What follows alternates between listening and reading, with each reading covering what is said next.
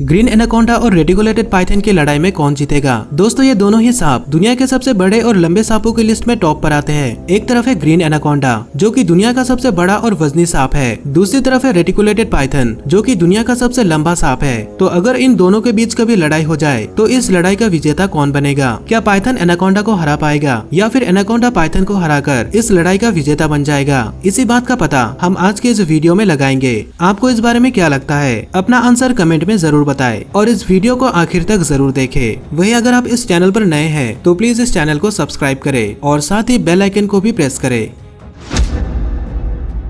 दोस्तों green anaconda दुनिया का सबसे बड़ा सांप है क्योंकि इसका वजन दुनिया के सभी सांपों में सबसे ज्यादा होता है, इसलिए इन्हें जायंट एनाकोंडा भी कहा जाता है। इनमें फीमेल सांप मेल से बड़े होते हैं। एक फीमेल ग्रीन एनाकोंडा की लंबाई आमतौर पर 15 फीट होती है, वही एक मेल एनाकोंडा की लंबाई 10 फीट की होती है, लेकिन इनकी लंबाई 29 फीट से भी ज्यादा हो सकती है और इनका वजन 250 किलो तक हो सकता है। आप सबने ब्राजील में पाए गए 33 फीट लंबे एनाकोंडा के बारे में तो सुना ही होगा, जिसका वजन 400 किलो बताया गया था, लेकिन ज्यादातर लोग इसे सच नहीं मानते। दूसरी तरफ रेटिकुलेटेड पाइथन दुनिया का सबसे लंबा सांप होने के साथ साथ एशिया का सबसे बड़ा सांप है। एक वयस्क रेटिकुलेटेड पाइथन की लंबाई 15 से 21 फीट के बीच होती है और इनका वजन 160 किलो तक हो सकता है। गिनीज बुक के अनुसार दुनिया का सबसे लंबा रेटिकुलेटेड पाइथन 25 फीट 2 इंच का है और इसका वजन 158 किलो है, जिसे मलेशिया में साल 2011 में पाया गया था और इसका नाम मेडुसा रखा गया था। वही एक खबर ऐसी भी है कि साल 1912 में इंडोनेशिया में एक 32 फीट लंबा रेटिकुलेटेड पाइथन पाया गया था, लेकिन इसके बारे में अब ज्यादा जानकारी मौजूद नहीं है। ग्रीन एनाकोंडा और रेटिकुलेटेड पाइथन दोनों की बॉडी पर अलग अलग पैटर्न्स देखने को मिलते हैं। ग्रीन एनाकोंडा की बॉडी पर ओवल शेप्स के पैटर्न होते हैं जिनका कलर ब्लैक होता है। इनका सिर इनकी बॉडी के मुकाबले काफी छोटा होता है और इनके सिर के दोनों साइड पर ब्लैक और ऑरेंज कलर के स्ट्राइप्स होते हैं। रेटिकुलेटेड पाइथन कई अलग अलग रंगों के हो सकते हैं। इनकी बॉडी पर जियोमेट्रिक पैटर्न्स बने होते हैं जो दिखने में किसी नेट की तरह होते हैं और इसलिए इन्हें रेटिकुलेटेड पाइथन कहा जाता है। दोस्तों ग्रीन एनाकोंडा और रेटिकुलेटेड पाइथन दोनों ही बल्की स्नेक्स होते हैं, यानी कि इनका वजन बहुत ही ज्यादा होता है, इसलिए जमीन पर इनकी स्पीड काफी कम होती है। जमीन पर ग्रीन एनाकोंडा की रफ्तार 2 किलोमीटर से भी कम होती है, इसलिए कोई भी इंसान जमीन पर इनसे भागने में कामयाब हो सकता है। लेकिन पानी के अंदर ऐसा कर पाना बहुत ही मुश्किल है, क्योंकि भले ही एक एनाकोंडा कितना ही भारी क्यों ना हो, पर वो पानी के अंदर काफी तेज होता है। एनाकोंडा करीब 16 किलोमीटर की रफ्तार से तैर सकता है, जो कि जमीन के मुकाबले 10 गुना ज्यादा है। इसके अलावा यह पानी के अंदर 10 से 15 मिनटों तक अपनी सांसों को रोक सकता है। दूसरी तरफ रेटिकुलेटेड पाइथन भी एनाकोंडा से कुछ कम नहीं, क्योंकि ये तैरने में काफी फास्ट होते हैं, लेकिन एनाकोंडा की तरह ये भी जमीन पर बहुत ही स्लो होते हैं और सिर्फ 1.6 किलोमीटर की रफ्तार तक पहुंच पाते हैं। लेकिन पानी के अंदर रहने में पाइथन एनाकोंडा से भी बेहतर होते हैं, क्योंकि पाइथन करीब 30 मिनटों तक पानी के अंदर अपनी सांसों को रोक सकता है।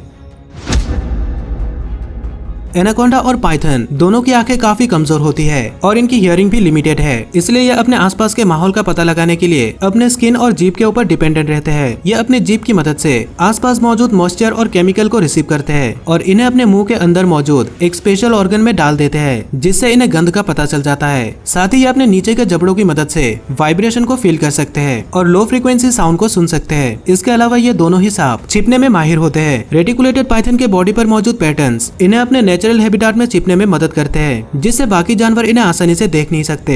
वही एक एनाकोंडा की बॉडी का कलर कुछ ऐसा होता है जिससे ये कीचड़ में बड़े ही आसानी से छिप सकते हैं, जहाँ पर ये घंटों तक अपने शिकार का इंतजार करते हैं। एनाकोंडा की आंखें और इनके नॉस्ट्रिल्स इनके सिर के बिल्कुल ऊपरी भाग पर होते हैं, इसलिए ये अपने बॉडी को पानी के अंदर छिपाकर अपने शिकार के ऊपर नजर रख सकते हैं। पाइथन के बारे में एक अजीब बात यह है कि इनके पास पैर होते हैं, लेकिन ये पैर इनके मसल्स के अंदर छिपे होते हैं और इनका कोई प्रैक्टिकल यूज भी नहीं है। फिर भी साइंटिस्ट के लिए यह बहुत ही इंपॉर्टेंट है, क्योंकि ये इवोल्यूशन का एक बड़ा सबूत है।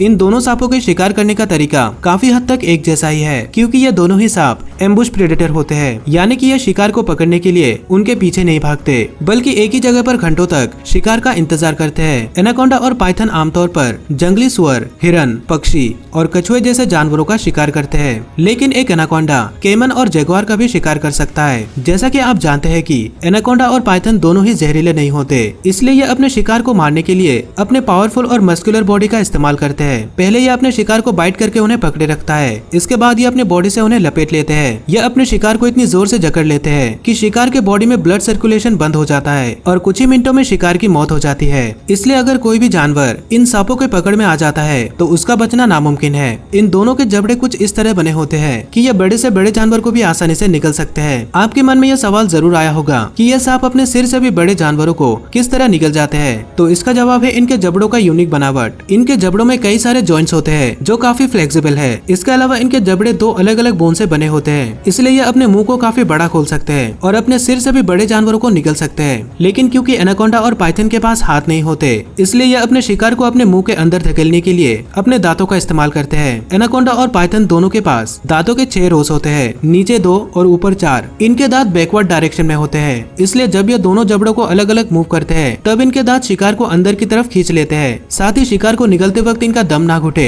इसलिए इनके जीभ के नीचे एक छोटा सा होल होता है जिसे ग्लोटिस कहा जाता है और यह सीधा इनके ट्रेकिया से कनेक्टेड होता है, जिससे यह शिकार को निगलते समय भी सांस ले सकते हैं। इन्हीं सारी खूबियों की वजह से ही ये इतने बड़े जानवरों का शिकार कर सकते हैं। इन जानवरों को पूरा निगलने में इन्हें कई घंटे भी लग सकते हैं और एक बार खाने के बाद ये कई हफ्तों या फिर महीनों तक बिना खाए भी रह सकते हैं। दोस्तों वैसे तो ये दोनों ही सांप बेहद ही खतरनाक और ताकतवर होते हैं। ये अपने ताकतवर शरीर का इस्तेमाल करके अपने शिकार को कुछ ही मिनटों में मार डालते हैं। लेकिन इस काम में एक ग्रीन एनाकोंडा रेटिकुलेटेड पाइथन से बेहतर होता है, क्योंकि एक पाइथन ज्यादातर जमीन और पेड़ों पर ही शिकार करता है, वही एक एनाकोंडा पानी के आसपास वाले इलाकों में शिकार करता है। इसलिए जब भी वो किसी बड़े जानवर को पकड़ता है और उस जानवर को पकड़े रखना उसके लिए मुश्किल हो जाता है, तब वो उसे खींचकर पानी के अंदर ले जाता है और अपनी पकड़ मजबूत कर लेता है, जिससे शिकार को हार्ट अटैक आने के साथ साथ उसका दम भी घुटने लगता है और वो शिकार को आसानी से मार डालता है। दोस्तों किसी भी लड़ाई में दोनों कम्पिटिटर्स का साइज इक्वल होना जरूरी है, लेकिन अगर एक एनाकोंडा और एक पाइथन साइज में इक्वल होंगे तो इसमें एनाकोंडा को ज्यादा फायदा होगा, क्योंकि ऐसा कहा जाता है कि 15 फीट के ग्रीन एनाकोंडा का वजन एक 24 फीट के रेटिकुलेटेड पाइथन के बराबर होता है। इसलिए अगर इन दोनों का साइज इक्वल होगा तो एनाकोंडा का वजन ज्यादा होगा और उसके पास मसल्स भी ज्यादा होंगे, इसलिए इस कंडीशन में एनाकोंडा पाइथन को हरा देगा। लेकिन अगर ये दोनों ही सांप अपनी अपनी प्रजाति के सबसे बड़े सांप हुए तो इस लड़ाई का नतीजा कुछ अलग हो सकता है, क्योंकि इस कंडीशन में एक पाइथन एनाकोंडा से ज्यादा लंबा और ज्यादा फास्ट होगा, लेकिन एनाकोंडा अब भी पाइथन से ज्यादा ताकतवर रहेगा। यानी कि इस कंडीशन में इन दोनों के पास ही एडवांटेज होंगी। इसलिए इस लड़ाई का नतीजा इस बात पर भी निर्भर करेगी कि ये लड़ाई किस जगह पर हो रही है, क्योंकि अगर ये लड़ाई कीचड़ या फिर पानी में होगी तो फिर एनाकोंडा की जीत पक्की है। लेकिन अगर ये लड़ाई सूखे जमीन पर होगी तब एनाकोंडा पाइथन के सामने कमजोर पड़ जाएगा और पाइथन एनाकोंडा को हरा सकता है। तो दोस्तों इन सभी कंडीशन को देखकर हम ये कह सकते हैं कि इस लड़ाई में 10 में से 7 बार एनाकोंडा की ही जीत होगी। आपको इस बारे में क्या लगता है, हमें कमेंट में जरूर बताएं।